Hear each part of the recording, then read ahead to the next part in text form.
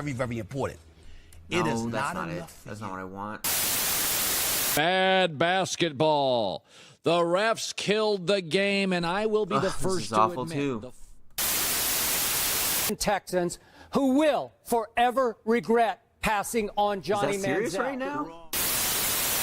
You are supporting me in my McGregor bet and how I will not have to wear a romper because McGregor will whoop that ass. Now this I can get into.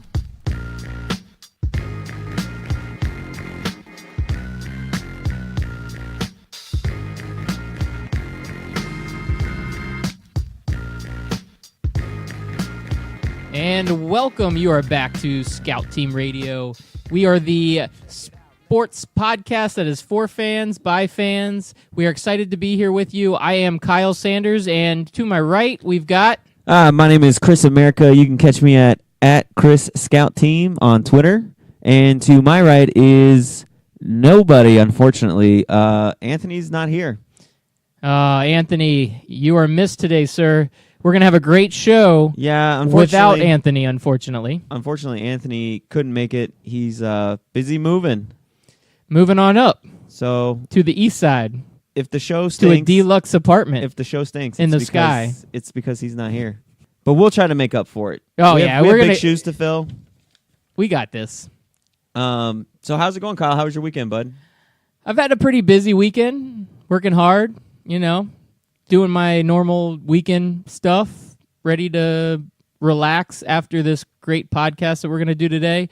I will say that I did get to listen to Michael Jordan a little bit over the weekend. Oh, did you? I was at the beach all day. Oh, the beach. Yeah, I went over with the family.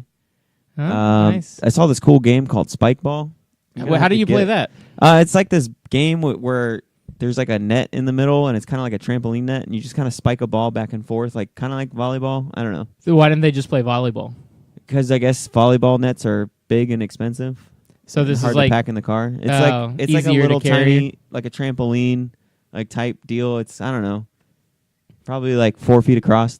Did it look like fun? Yeah, they look like they were having fun. All right, I'll have to take your word for it. Yeah, but it was hot. I bet. I was outside working in the yard this weekend. Uh-huh. And when I got in the car, it's at 104 degrees. And I don't know, I felt like I was going to die. I was installing one of those electric fences for the dogs. So when the dogs try to run away, it shocks the shit out of them. As a 90s kid, I was always taught by Ren and Stimpy to not whiz on the electric fence. I wish my dogs would whiz on it, then it would shock the shit out of them because that would be entertaining to me. Like, that's what I really want my weekend to end as. Like, going out there, oh, hey, how are you doing, dogs? And they look like they're all singed because they pissed on the electric fence. And PETA, you can, at Kyle Scout Team, your complaints. Hi, PETA. How you doing? Isn't PETA that person from... Hunger Games. Hunger Games. That's right. That's where I was going with that. I completely forgot for just a second, but yeah.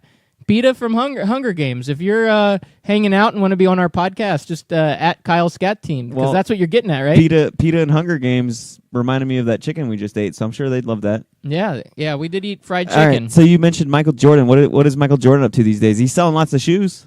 He is selling a lot of shoes. But before I talk about Michael Jordan, I do want to really give some props out to one of our closest listeners out there, Mr. Justin Bieber, who is a big-time fan. Oh, he tweeted at us. Yeah, he did. You know what? Well, he DM'd us. He didn't tweet at us. So Yeah. if you're looking for a direct or an at to us from Justin Bieber, he wanted to be on the DL, so he DM'd us. He slid into our DMs. So he That's told what the kids us call that it. we were the podcast that reminds him most of the human centipede, and I took that as a compliment. Yeah, he said that Scout Team Radio is the human centipede of sports talk. I mean, Human Centipede was cutting edge, great cinema, really just like crazy stuff going on, and I feel like that's what our podcast is. So, Justin Bieber, thank you for your compliment. We appreciate that. All right, that's probably the nicest thing you've said about Justin Bieber out of the 5 episodios that we've had. I mean, this is the Trace. Yeah, Trace is not 6. Oh, 6. Sorry, Yeah. Trace is 3. You need to. I always have to count in Spanish to get to whatever number I want to say. All right, so I literally count in my head. I go 1, 2, 3, 4, 5, 6. Oh yeah, 6. That's Seis it. episodio. Episodio. My bad. Yeah, learn your Spanish. Episodio. Yeah, I need to polish up. So Speaking of B horror movies, today is August the 6th, right? Something like that. Anyways, so it's Sunday, and Sharknado 5 comes out tonight on is Shark- Sci-Fi. Oh, man. They've been tweeting all day about Sharknado 5 coming out. Oh, that's awesome. Who's the chick that's in there? That's Tara Reid? Tara Reid, she did not age well at all. No. She's not the same She Tara did Reid not age from when well. she was on Van Wilder and American Pie. Now, that was a good Tara Reid. No, that was a great Tara Reid. Yeah, That we was- could appreciate that Tara that Reid Tara for what Reid. that Tara Reid was. But Eye candy. Not good actress. Not good actress. Eye Eye candy. candy. But then, like I said, she did not age well. She's not eye candy anymore. You know who did age well? Who's that? Ian Ziering. Who? The guy from Sharknado. He was also in 90210. Oh, okay. Oh, You- yeah. I You know what who I'm you're talking about. Okay. Or Ian? Does he go by Ian Ziering? Is he eye candy for you? He might be. Okay. Hey, to each their own, man. He's a nice guy. I think he's also a listener. So somebody else who aged well, we talked about Michael Jordan. Oh, Michael Jordan did age well. So I feel like this week, maybe the last week and a half, Michael Jordan's been like hot taking his way back into the news media. He's been wanting to say a lot of stuff about different people, so I just want to go down the list of just random Michael Jordan sayings that I've heard over the last week. Okay, you just say them real quick, and then I'll say if I agree or disagree, All right. and then So- we'll talk about them. So Michael Jordan, he was comparing LeBron to Kobe, and he said 5 beats 3. Last I checked, when I did my math worksheets, I would have to draw a little alligator, and I would if I saw a 5 and a 3, I'd have to draw the little alligator eating the 5.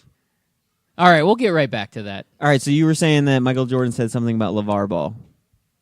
LeVar Ball. Michael Uh-huh. Jordan was talking about LeVar Ball. I don't feel like he aged well. He did not age well. I don't think he could beat me if I was one-legged, as Michael Jordan would say about LeVar Ball. Okay, I agree once again. I agree with Michael Jordan. I might disagree with this, but it's worth a discussion. Last thing Michael Jordan said was he thinks that Kawhi is the best two-way player in the game. I necessarily don't like to agree with his airness, but I think I do have to disagree with that one. I do think that LeBron James is still the best player in the world. LeBron James is still a great two-way player. So when you're the best player in the world and you're a great two-way player, there's no way Kawhi can be the best two-way player in the league. I feel like this is the first one I actually agree with you on. I feel like Michael Jordan was just saying that. For some reason, he's got like a vendetta against LeBron. He's just wanting to like really dig in deep. I don't know if it's like jealousy because they get compared together. And even though Michael Jordan is better than LeBron James was and is and probably will ever be, but I don't know if it's like a competitive nature thing or what. But I disagree with this one. I don't think that Kawhi is the best two-way player. He may be the second best, maybe the third best. He's definitely top 5. But he is not the best. I feel like LeBron is the best two-way player. So I'll have to agree with you on that one. Yeah, and I don't think it's necessarily he has a vendetta against LeBron Something's going on. James. I mean, There's some behind the scenes. Like maybe like Michael Jordan was smoking a cigar on the golf course and said, LeBron, I bet you $300,000 that I can make this putt. And then Michael Jordan misses it. And then he's like, screw you, I'm not paying you. And then LeBron like said some bad things about him. And then all of a sudden it's like all over everywhere. I don't know. Okay. It's just an assumption. So I don't know. I think Michael Jordan's just being honest, and because it doesn't fit the narrative that everybody likes to have about LeBron James, people think he's got a vendetta against him. Well, the most honest thing Michael Jordan has ever said is the ceiling is the roof.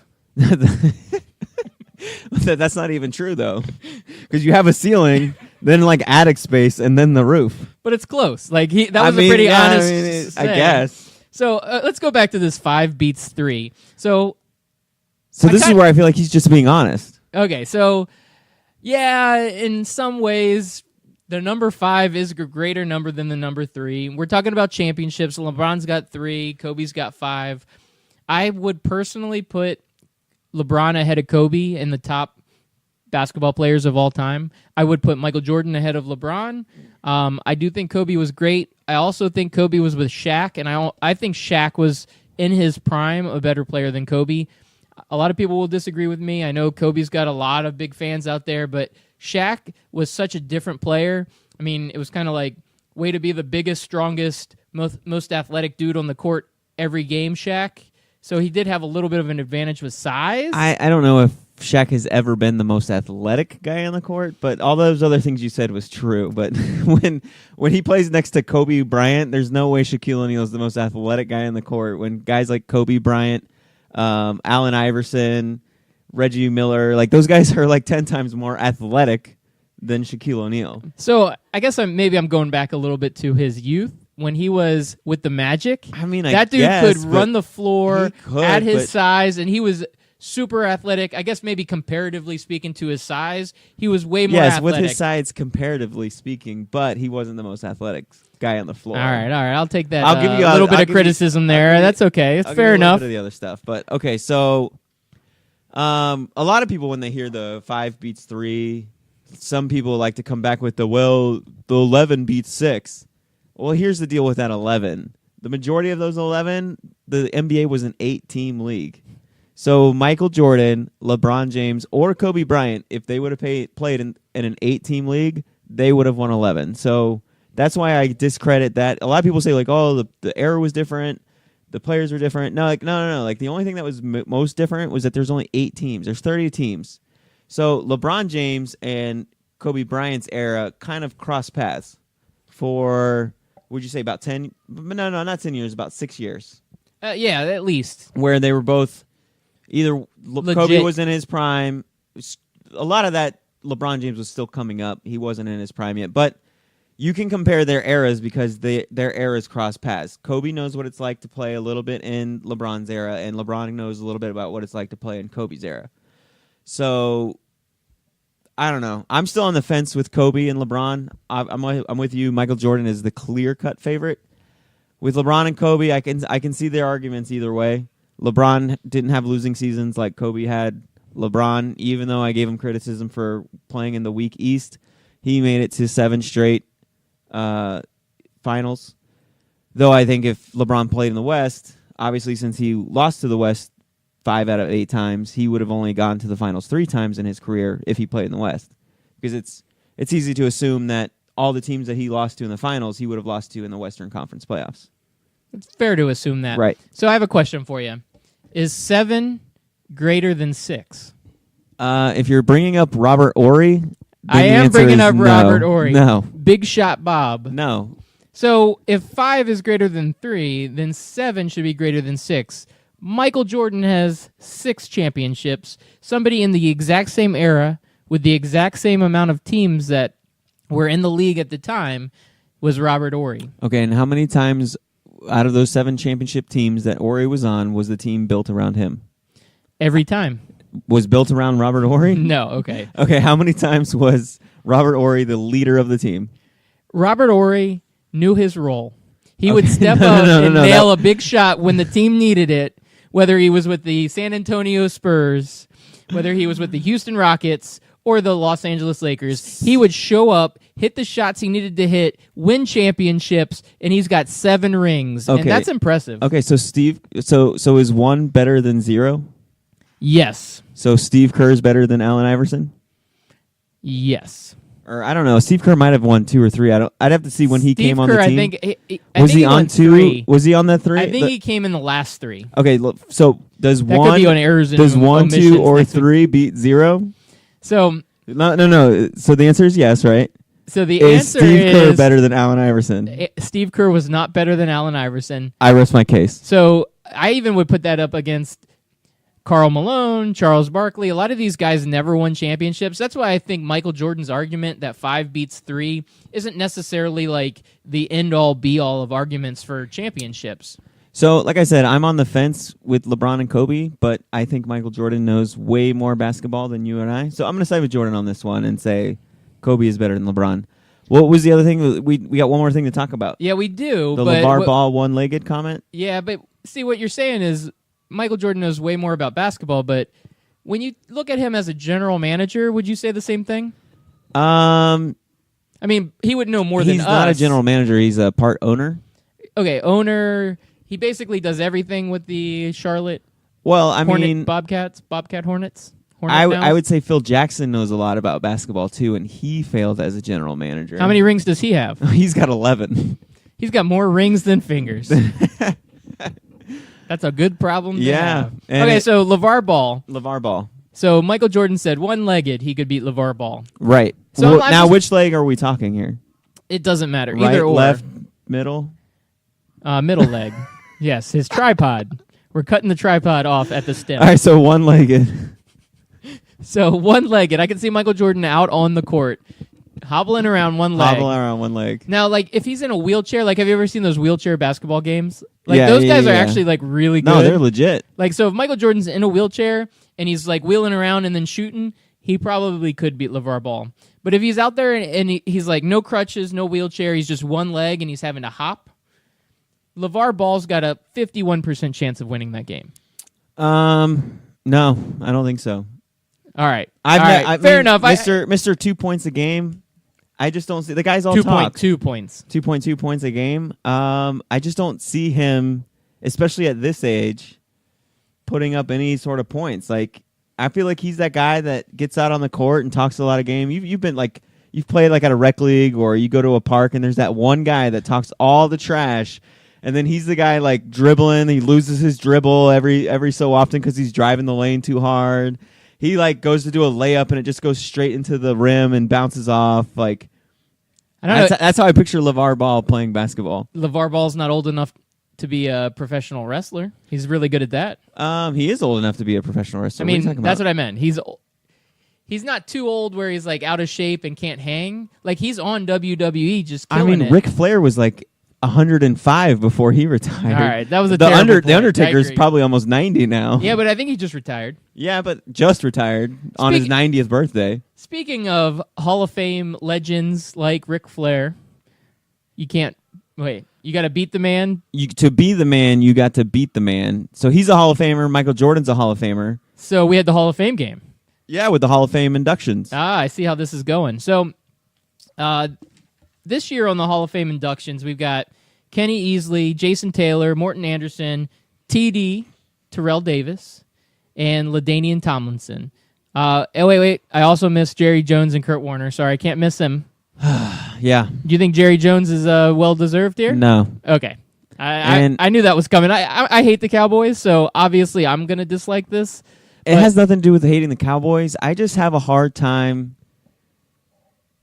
accepting a non-player and a non-coach into the Hall of Fame. Like, I get some owners deserve it, and I guess Jerry Jones, if out of all the owners, Jerry Jones is just as deserving as other owners, but it's like he's the least deserving out of all the people mentioned on this list. And then there's people that we'll talk about that didn't get in, that there's no way Jerry Jones has contributed more to football. Like, he had his three championships in the early 90s, but how much of that is on Jerry Jones and not Troy Aikman, Emmitt Smith, Jimmy Johnson? How much is it on those guys, whoever their GM was at the time? Barry Switzer. Yeah, from Oklahoma. Was he from Oklahoma or Nebraska? He was. He Oklahoma, came from Oklahoma, yeah. So after that run of championships with those players and those teams, he's done nothing. Absolutely nothing. So let me ask you this, if that championship team was never assembled, and let's just say that Cowboys team was just like all the other Cowboys teams under Jones, would you say he deserves a Hall of Fame? No, absolutely not. Even if they won one Super Bowl, I don't think he would be deserving of it. But the fact that they won 3 Super Bowls, I think that was like a big deal. Obviously, that helps. And like I said, I'm not saying he doesn't deserve it, but it's just when I hear an owner getting in, it's hard to say, like, he's nowhere close to being on Robert Kraft's level. Robert Kraft won 5 championships, and it's been over a span of like 20, 25 years. And I think I saw somebody on Twitter talking to us about the Patriots. I'd have to look up, see who that was, but he said that the team was about to move. I never heard of that, but I'll take his word for it, because if it's on the internet, it's true. Everything on the internet is true. So I think he deserves to be in the Hall of Fame before Jones does. So, I mean, you're preaching to the choir here, because I totally agree with you. Not that I love Robert Kraft or the Patriots, but like I can respect for what he's done more so than I think what I can respect for what Jerry Jones has done. Even though I do have a little bit of respect for Jerry Jones, I don't know if I have Hall of Fame respect for Jerry Jones. So, you just call him Jerry Jones? Jerry Jones. Oh, okay, I thought you said Jimmy Jones. Jimmy Johnson? I think I've been wanting to call him Jimmy Jones the whole Jimmy time. Jones. Jonestown. So we're going to go Jimmy Johnson. Let's talk NASCAR. This is NASCAR Talk Radio. Well, no, Jimmy Johnson with is you. the head coach. No, Jimmy Johnson's also a NASCAR driver. No, I know. He's but like either really way, good. So Are we ever going to talk NASCAR in here? Probably not. I mean, we might throw out a shout out every now and again. Like the probably Daytona not. 500. Yeah, gotta love Daytona. So, looking at that list of inductees, which I think is pretty interesting, pretty good list there, other than Jerry Jones. Do you think out of the people that were left off, probably the one that was talked about the most was T.O. Do you think T.O. should be on this list? T.O. should have been a first ballot Hall of Famer. I agree with you, man. I hate to say it because T.O. played for the Eagles and the Cowboys, which are like the two nemesis of the Redskins. So I'd have to say that I hate T.O. and he's so arrogant and did so much stupid shit that I really don't want to like T.O. But at the same time, he was so good as a wide receiver. Like, you cannot like put that aside and say, oh, he didn't deserve it. Like, the dude was so good, he should be in the Hall of Fame first ballot. There's people in the Hall of Fame. I can't think of it right now what his name is, but there's a guy in the Hall of Fame who like choked out his coach. Choked his coach. But he should be like in the Hall of Fame just for doing that. Like, is that Well, why he got I don't inducted into know, like? but if we're gonna talk about T.O. being a bad guy, like there's tons of bad guys that have flooded the Hall of Fame. So the Hall of Fame is not the Saints Row over there. It's not a church. It's not anything. So you're saying Joe Mixon has a chance? Joe Mixon has a chance, and we'll talk about him in our AFC North topic. We will. He's coming up. But yeah, T.O. needs to be in there, and that's one of the things that I hate about all of the Hall of Fames is because they have all of these stupid rules, like, oh, Jerry Rice was the first ballot Hall of Famer, and he's the only wide receiver, so we can't have any other wide receivers be first ballot. Like, that to me is a stupid rule. Like, I get Jerry Rice is the greatest, but just because he's the only one that has done it, doesn't mean you now have to shun other wide receivers. Like Randy Moss is coming up for eligibility next year. He should be first ballot. He should be also. first ballot. Like, come on. And when Ken Griffey Jr. got in, he should have been the first unanimous Hall of Famer. But because nobody else has done it, there was like 2 or 3 writers that felt like, oh, I got to vote no just because it's never been done before. It had nothing to do with whether or not they felt he should be in the Hall of Fame. It had everything to do with the stupid rules that these guys follow. And that brings up the other one. Morton Anderson just became the 4th place kicker to come in. I think that's a stupid fact. Like, there should be more place kickers in the NFL Hall of Fame because these guys are just as important, sometimes more important, than a lot of the other positions. Well, how many times have you had a team lose because your kicker sucked and you missed the field goal? I know for a fact that my Panthers lost to the Patriots because our damn kicker kicked the ball out of bounds when we're up by 1 or 2 points in 2004, and they got the ball on the 35-yard line, and that you don't give a short field to Tom Brady. We lost. We could laces out, Dan. Laces out. Dan. Yeah, ask any Dolphins fan. Ask Ray Finkel. Ask Ray Finkel how important. It is. It's super important. Now here, to kind of add to that fact, he's not just the 4th place kicker. 2 of the other place kickers were actually multi-position players. One is George Blanda, the famous quarterback. So he really got into the Hall of Fame because of his quarterbacking, right? Not just his place kicking. Uh-huh. And the other one was, Lou Groza. Lou Graza. Graza? Did I say I that think wrong? it's Graza. I think it's Graza. I don't know. I'm not that old. There's an award after him, too, the Lou Graza Award in Award. college football. Speaking of kickers winning awards, there's a Heisman Trophy winner that was a kicker and a quarterback. His name, of course, is Gator legend Steve Spurrier. Nice. He kicked field goals. I heard he was a coach, too. He was a decent coach. He was okay. the old ball coach, He was right? the old ball coach, which I don't know why he got that moniker because he was like young when he first started. Anyways, so yeah. The Lou Graza, so he was also a tackle. He was like a 6-time Pro Bowl tackle, offensive tackle, and a kicker. So that was back in the league when like these guys aren't getting paid millions of dollars. They're basically playing whatever position they can play to help like contribute. So those 2 I don't even think really count as like place kickers in the Hall of Fame. So really, I think the idea of having a place kicker, you got Morton Anderson, who to me is an all-time great. I also think Gary Anderson should be in. Haven't heard any talk about him being considered for it, but I think he was one of the all-time great place kickers. And I also think there is one kicker that is still active in the NFL that will be making it into the Hall of Fame, or at least should be, Mr. Adam Vinatieri? Mr. Adam Vinatieri. Yeah. I mean, I don't know if anybody can argue it, but the fact that he basically won the first 3 Super Bowls For Tom Brady. For Tom Brady. And that's why I think there should be more in. There's kickers that we don't know about because obviously we weren't around then and we don't pay attention to kickers.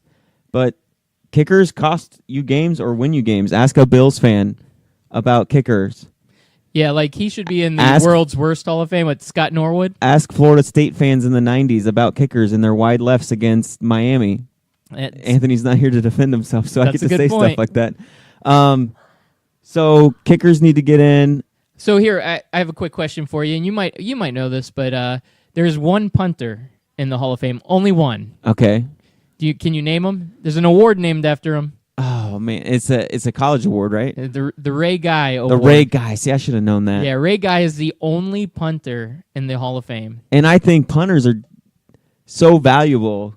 Right, and I don't think we should have 100 of them. No, but when you when you don't have one, you feel it. Yeah. When you have one, you just ignore it. You just take it for granted. When you have a guy that can pooch a kick right into the 5-yard line, that is huge for your team. Like I know I'm one of those fans that when my punter puts it between the 5 and the goal line when he punts it, I'm like, let's go. Safety, interception, or we're going to get a punt to the 45-yard line. Like, let's do this. I mean, it's kind of an underestimated aspect of the game. I completely agree with you. So there was also 2 running backs that had made it into the Hall of Fame. So you got LT and TD. You got 2 initials standing for 2 really great running backs of their time. If you were going to say one was better than the other, who would you go with, LT or TD? I'd have to go with LT because he did it longer, but I do think that TD deserved to be in the Hall of Fame. That guy had 2 or 3 seasons, maybe 4, of just ridiculousness. And I can't recall because that was like the late 90s. I was kind of busy with high school, chasing girls. Many didn't. How'd that work out for you? Not so good. Yeah, so I would give it to LT, but TD was awesome back on those Broncos teams, and he's the reason why they won 2 Super Bowls. If there How many wasn't, Super Bowls does LT have? LT has none, so 2 is better than 0 if we're going back to Michael Jordan's. But think about this. I heard earlier this week on Sports Talk Radio that John Elway, the first Super Bowl, only had like 160 yards. That's like Trent Dilfer numbers. Yeah, it is. So if it wasn't for TD, John Elway probably would be 0 for 7 in Super Bowls because he went to like 5 or 6 Super Bowls and lost. He was 0 for 3, I believe, before they won the 2. If I'm remembering correctly, and yeah, maybe. They got blown out. Oh, like, they weren't like the 49ers easy games. Like just destroyed them. 49ers destroyed them. The Redskins destroyed them. Who's Redskins? My Redskins. Okay, yeah. The Washington Redskins. HTTR. Hashtag HTTR. Hashtag Kirk Cousins top 5 quarterback. Hashtag best quarterback in the NFC East, Kirk Cousins. Top 5. Top 5. All right, so yeah, I'm going LT's the better running back, but TD during his heyday, during that 3-year stint, I mean, he was one of the best of all time. All right, so I can give you that. I think that LT definitely has a better resume as far as what he did individually. It's just for longevity, too. Yeah, longevity. And, I mean, when LT was in his prime, I mean, I felt like his prime was actually like 6 or 7 like straight years of being a top 3 running back in the NFL. When you went to your draft, you looked for LT.